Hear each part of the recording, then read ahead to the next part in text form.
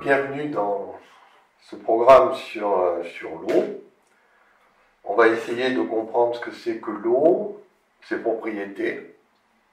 Et pour l'instant, je ne vais pas rentrer dans le problème de la physique quantique. On va apprendre ce que c'est l'eau dans un cadre tout à fait classique. Donc il y a des vidéos où je vous expliquais ce que c'était qu'avoir une approche scientifique par rapport à une approche artistique ou philosophique.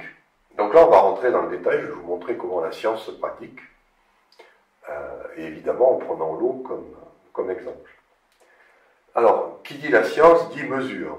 Il faut faire des mesures, et pour ça on a des appareils, et ce qu'on appelle, on va mesurer des quantités.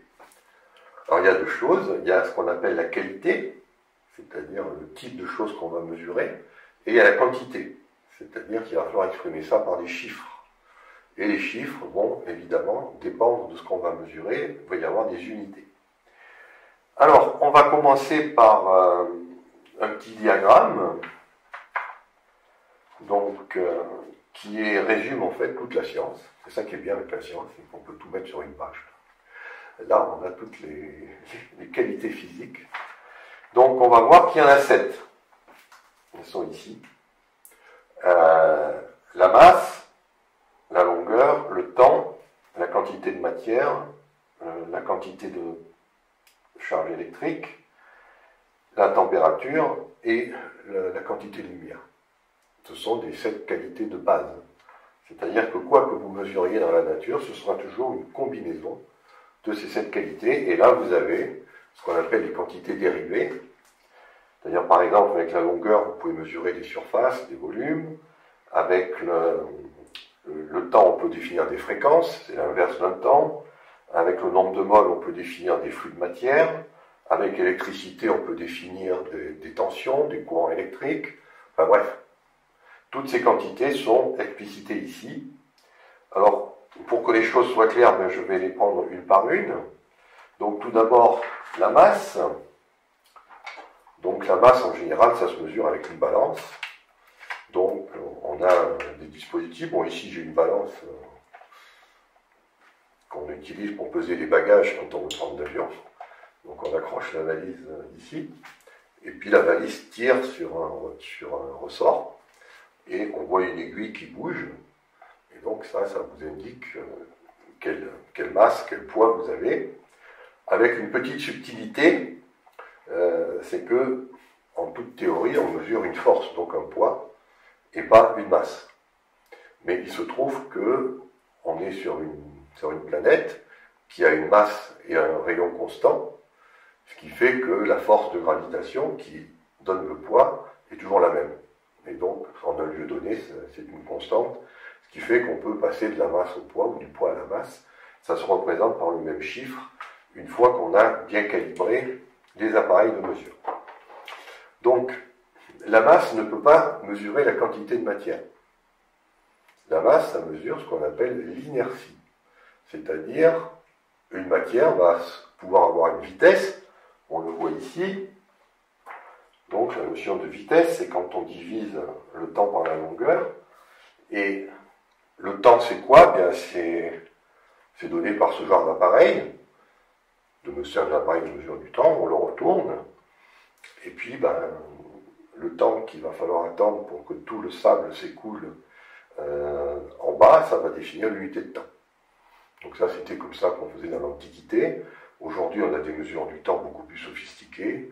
On utilise des montres à quartz, des transitions atomiques. Bon, on ne va pas rentrer dans les détails.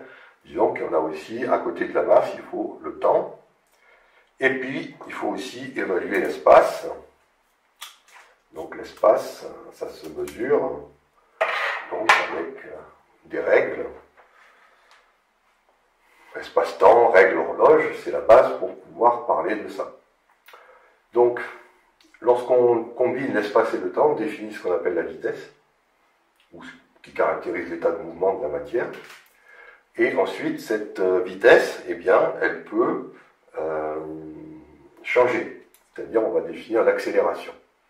La possibilité de changer sa vitesse. On dit qu'on est accéléré. Et c'est cette accélération qui va définir en fait la masse. C'est-à-dire, quand vous avez une grosse masse, ben, ça va être difficile à accélérer. Si vous avez une petite masse, ben, ça va être très facile à accélérer. C'est ce coefficient d'inertie qu'on va appeler la masse. Et qui ne correspond pas à la quantité de matière. Pourquoi? Eh bien parce que quand vous êtes ici sur la Terre, et que vous utilisez une balance pour mesurer la masse, vous allez avoir un certain poids qui s'affiche sur la balance. Mais si vous montez sur la Lune, la même quantité de matière aura un poids complètement différent. Parce que la Lune n'attire pas la masse que vous avez de la même façon. Donc c'est pour ça qu'il nous faut une autre quantité, une autre unité pour mesurer la quantité de matière. Et ça, c'est la mole, donc. C'est la quatrième quantité qui est ici, la mole. Cette mole, voilà comment ça fonctionne. J'ai ici des objets qui ont différentes masses. Alors pourquoi ils ont différentes masses? Parce qu'ils ont la même densité, mais ils n'ont pas la même longueur et le même volume. Donc, ça veut dire qu'ils n'ont pas la même masse. C'est-à-dire que si je veux accélérer ces objets, il faudra que j'ai des coefficients de masse qui sont différents pour changer leur mouvement. Par contre, il y a quelque chose que je ne pourrai jamais changer. C'est que j'ai 1, 2, 3, 4, 5, 6, 7, 8 objets de matière. Ça, quel que soit l'état de mouvement, ça ne changera jamais. Et c'est ça que mesure la mole, c'est-à-dire combien j'ai d'objets de matière à caractériser. Alors en général, c'est des particules, mais bon, ça peut être ce que vous voulez, en fait, la mole, c'est juste, on définit des objets. Là, par exemple, les objets sont définis par des morceaux de bois qui ont cette densité, et à ce moment-là, je dis que j'ai 8 objets, je compte, et peu importe que ces objets soient colorés, peu importe qu'ils n'aient pas la même masse, qu'ils soient de taille différente, ils compteront toujours pour 1. C'est-à-dire que cet objet et cet objet ont le même poids en termes de quantité de matière. On compte 1 pour celui-là, 1 pour celui-là. C'est simplement des morceaux différents de matière, mais ça compte pour 1. Parce que ça, c'est une des grandes lois qu'on a découvert en sciences, c'est que les lois du mouvement de la matière dépendent non pas de la masse, mais du nombre d'objets qui sont impliqués. Voilà, à côté de ces choses-là, on a des choses un petit peu différentes. On a par exemple aussi de l'électricité. Alors l'électricité, ça se met en évidence comme ça. Vous prenez un bâton, ça c'est ce qu'on appelle de l'ébonite, une résine. Vous la frottez avec un chiffon et vous l'approchez de bouts de papier et vous voyez que les papiers sont attirés par la tige. Donc, pour expliquer cette force d'attraction, on sait que c'est pas, on a essayé de comprendre si c'était de la masse, ça ne fait pas intervenir la masse, ça fait intervenir une nouvelle qualité qu'on appelle la charge électrique, c'est-à-dire qu'à côté de la masse, de l'espace, du temps et de la quantité de matière, il faut aussi s'intéresser à des objets qui peuvent être électriquement chargés. Alors ces objets qui sont électriquement chargés, en fait, ils sont assez rares dans la nature est en général électriquement neutre, pour une raison très simple, c'est que le plus et le moins s'attirent. Et les pôles de signes opposés s'attirent, les pôles de même signe se repoussent. Alors on ne peut pas le voir avec les bouts de papier, ou du moins c'est un peu compliqué, on peut le voir d'une autre façon. On va prendre ces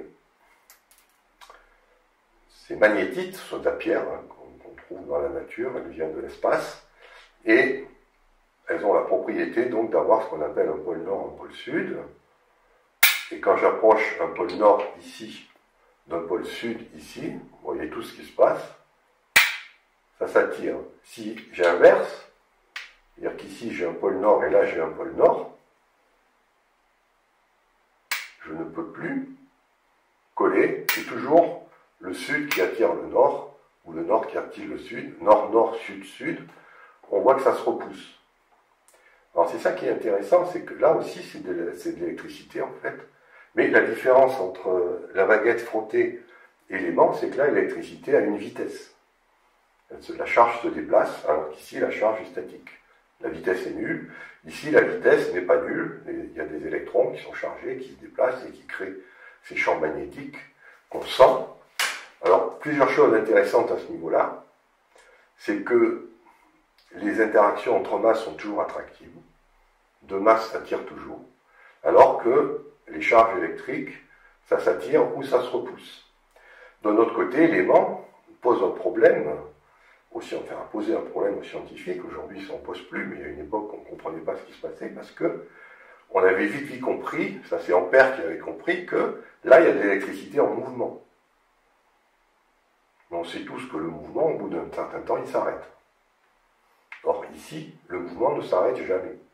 C'est-à-dire que les aimants restent toujours aimantés, les électrons sont toujours en mouvement, même si j'attends très longtemps. On a des météorites qui ont 4 milliards d'années, qui contiennent de la magnétite, et la magnétite est toujours magnétisée. Donc ça pose évidemment une question angoissante, c'est d'où vient cette énergie qui fait que les électrons sont en mouvement. Donc ça, c'est là où on verra qu'il faut faire de la physique quantique pour comprendre ça. Donc, cette qualité qui est nouvelle, c'est la charge électrique, et elle se mesure en coulombs. C'est une unité de charge électrique qu'on peut utiliser. Ensuite, ça ne suffit pas, parce que la matière elle-même est toujours en mouvement, même si elle ne possède pas de charge. Et ça, on le voit par exemple dans un gaz. Quand vous regardez un gaz, je vais prendre ici de la vapeur d'eau, évidemment. Si je veux décrire ma vapeur d'eau, en fait, je ne peux pas simplement dire c'est H2O, comme ça. Il faut que ces molécules n'arrêtent pas de bouger dans l'espace. Et là encore, ce mouvement est éternel. Il ne s'arrête jamais. Alors, pourquoi l'eau se formule H2O? Ben ça, on l'expliquera dans une vidéo. Enfin, c'est là où il faudra mettre la vidéo sur la pile, où on montre qu'on décompose en hydrogène et en oxygène. Donc on a vu que quand on mettait l'eau liquide sur une pile électrique avec un peu de sel, on voit très bien sur les deux pointes des deux punaises qui sont plantées dans le récipient qu'il y a beaucoup plus de gaz à une pointe qu'à une autre, parce que la molécule d'eau doit se formuler H2O, 2 hydrogènes pour un oxygène, parce qu'il y a 2 fois plus d'hydrogène en volume que d'oxygène qui se dégage dans cette expérience, d'où la formule. Pour l'eau, on a l'habitude H2O, un atome d'oxygène, on dit, s'unit à 2 atomes d'hydrogène pour faire la molécule d'eau. Après, si je veux réaliser l'électrolyse, comme fait la pile, c'est simple, je prends 2 molécules d'eau, je casse ça, j'enlève les hydrogènes, c'est ce que fait la pile, et quand j'ai enlevé les hydrogènes, automatiquement,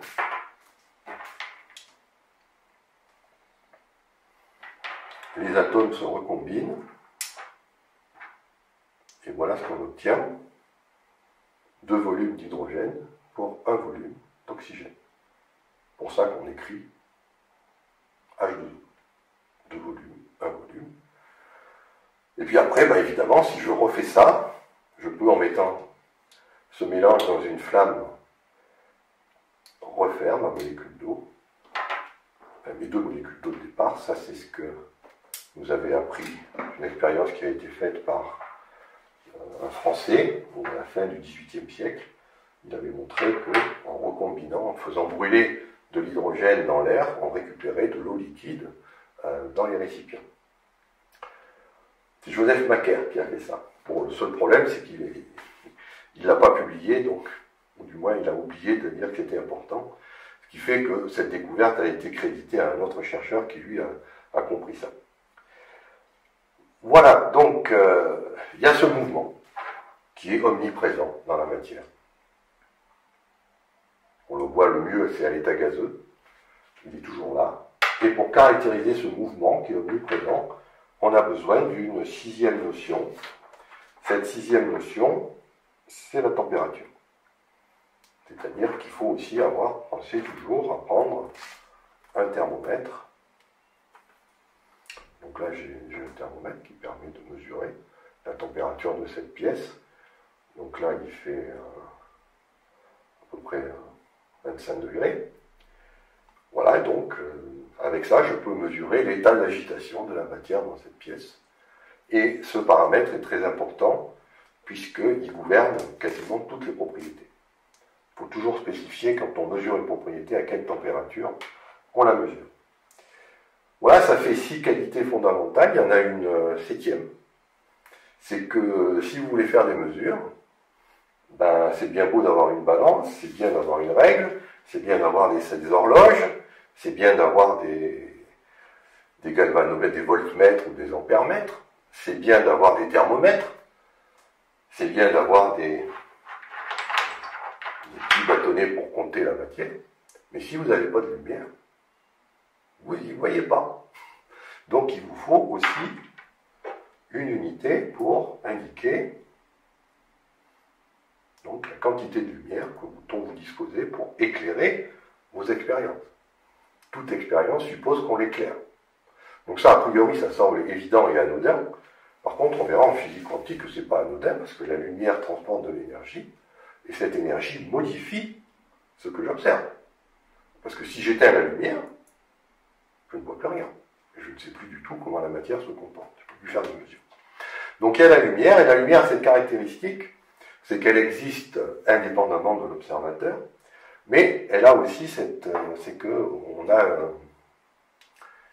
des dispositifs pour voir les choses, ça s'appelle les yeux, et c'est la seule unité qui fait intervenir, ça s'appelle la candela, la dernière unité fondamentale de la physique, c'est le candela qui mesure l'intensité lumineuse. Voilà, donc on a fait le tour dans cette petite vidéo des 7 qualités de base. L'idée ensuite, elle est relativement simple, c'est de tout ramener à ces 7 qualités. Par exemple, la vitesse, c'est le rapport d'une longueur que divise un temps. La quantité de mouvement, c'est le produit d'une masse par une vitesse. L'accélération, c'est le produit d'une masse par une variation de vitesse par unité de temps. La force, c'est le produit d'une masse par une accélération. On peut tout analyser comme ça, n'importe quelle mesure peut être analysée sur 7 qualités. Alors je pense que ceux qui ont suivi la vidéo sur la théorie donc, en Inde, il y a 7 qualités, il y a 7 chakras. C'est-à-dire que ce chiffre 7 semble quand même assez universel. On verra qu'il y a aussi 7 cadres de pensée, qu'il y a 7 formes d'énergie. Donc il y a des chiffres comme ça qui dans la physique semblent ressortir, et c'est bien de le noter dès à présent.